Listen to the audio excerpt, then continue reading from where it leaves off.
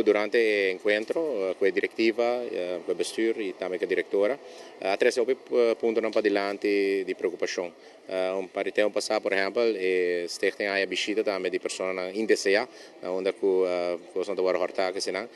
que é diferente aspecto na segurança de trabalhador, aspecto de rechtspositie, aspecto também de inversão, projeto subsídio, que o abordo três para adiante durante a reunião, aqui me quer uma reunião toch, que a clarificar hope di appunto para minha persona mesmo, mas uma bonita impressão de com a situação financeira tá de Stichting, não se explica também na Stichting, mas não se sente que o Stichting não se tem uma situação financeira precária. O governo está fazendo um esforço grande no momento na aqui para dentro do exercício aqui por chegar a cortamento de mais de 100 milhões de florins e essa aqui não está purbando de essa aqui sem afetar serviço direto que o cliente na Stichting aqui está resultando está recebendo no momento aqui. Dia mais nós apresentamos também ideia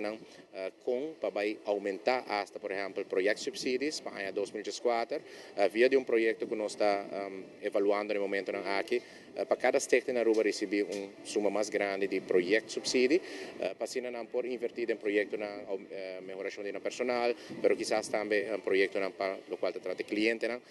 dia mais reunião que é importante sim para sobretudo mira uma necessidade no momento que você na Stichting e acaba nós temos reunião aqui planeada para semana passada que AUE finalmente a tomar lugar e me mestre bisa que toch de uma forma profissional e diretiva apresentar cifras apresentar já rekeningen de diferentes áreas e maneira diferentes Stichting no momento aqui há problema de 10% final de ano que você pode receber no momento que há controle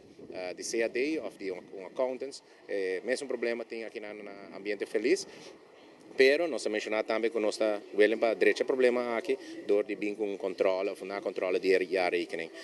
tá uma situação que nós heredamos já for de hopi acaba com diferentes Stichting